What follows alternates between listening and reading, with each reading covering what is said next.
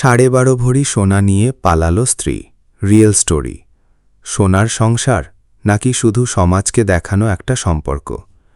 ছোটবেলায় আমি দেখেছি বাবা খাওয়ার আগে মায়ের জন্য অপেক্ষা করত। মা অসুস্থ হলে বাবা সারা রাত জেগে থাকত। তখন মনে হতো সংসার মানেই বুঝি ভালোবাসা। কিন্তু বড় হওয়ার পর বুঝলাম সব সম্পর্ক বাইরে থেকে যত সুন্দর দেখায় ভেতরে ততটা শান্ত না।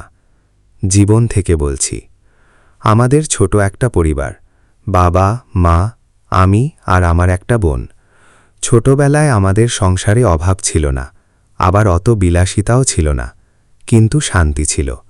বিকেলে বাবা দোকান থেকে ফিরলে মা দরজার সামনে দাঁড়িয়ে থাকত। বোনটা দৌড়ে গিয়ে বাবার ব্যাগ ধরত, আর আমি চুপচাপ দাঁড়িয়ে দেখতাম।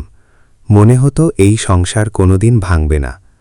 বাবার কাপড়ের দোকানটা ছিল গ্রামের পাশের বাজারে, অনেক পুরনো দোকান।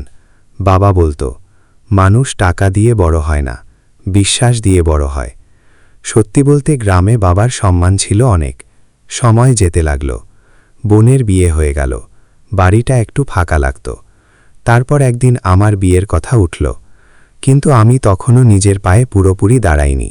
আমি বললাম, এখন বিয়ে না, আমি আগে বিদেশে যেতে চাই। অনেক কষ্টে বাবা, মা, বোন সবাই মিলে টাকা জোগাড় করল। আমি সিঙ্গাপুর গেলাম। বিদেশের জীবন বাইরে থেকে সুন্দর লাগে, কিন্তু ভেতরে একটা ছোট রুম, দিনরাত কাজ, নিঃসঙ্গতা আর পরিবারের মুখগুলো মনে পড়ে কাঁদা। 4 বছর কেটে গেল। আমি নিজেকে গুছালাম, কাগজপত্র ঠিক করলাম, তারপর দেশে ফিরলাম। দেশে ফেরার পর আবার বিয়ের কথা উঠল। অনেক জায়গায় মেয়ে দেখা হলো। একদিন একটা গ্রামে গেলাম। মেয়েটাকে প্রথম দেখেই সবাই পছন্দ করল। চোখে মায়া, কথায় ভদ্রতা। আমি চুপচাপ বসেছিলাম। মনে মনে শুধু একটা কথাই ভাবছিলাম, এই মেয়েটা কি সত্যি আমার সংসারটা ধরে রাখবে? বিয়ে হয়ে গেল।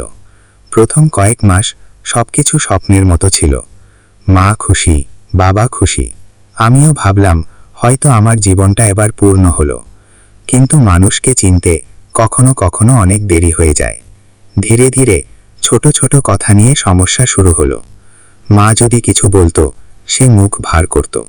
বোন বাড়িতে এলে অদ্ভুত আচরণ করত। আমি মাঝখানে পড়ে যেতাম। আমি চেষ্টা করতাম সব ঠিক রাখতে, কারণ আমি ছোটবেলা থেকে একটাই জিনিস দেখেছি, সংসার ভাঙতে দেওয়া যায় না। তাই আমি চুপ থাকতাম। কিন্তু তখন বুঝিনি সব চুপ থাকা শান্তি না, কিছু চুপ থাকা ধ্বংস।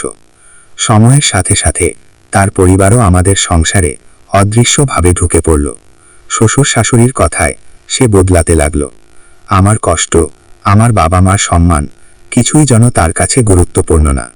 একদিন সে বলল, কিছুদিন বাবার বাড়ি গিয়ে থাকব। আমি বিশ্বাস করেছিলাম, কারণ সম্পর্ক তখনও পুরোপুরি মরেনি। যাওয়ার সময় সে নিয়ে গেল প্রায় 12.5 ভরি সোনা।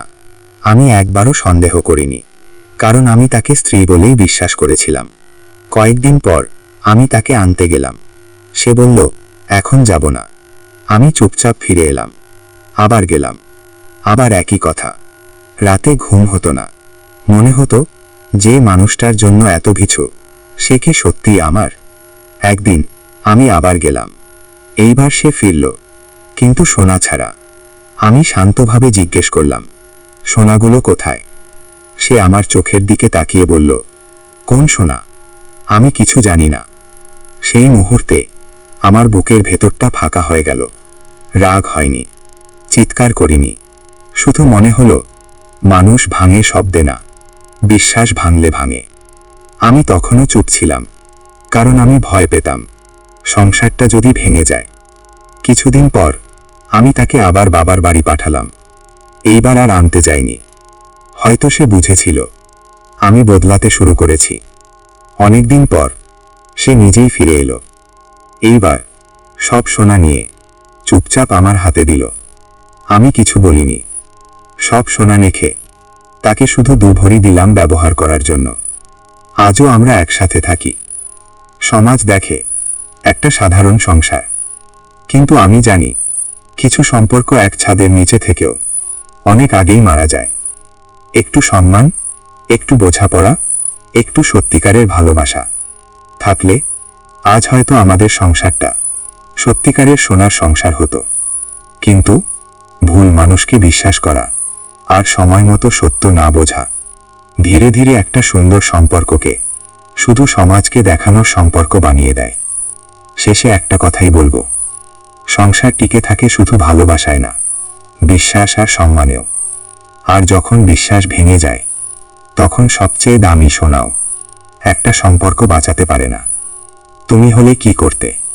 বিশ্বাস ভাঙার এই গল্পটা হয়তো তোমার আশেপাশেই ঘটছে। এই গল্প হাজারো পরিবারের বাস্তবতা।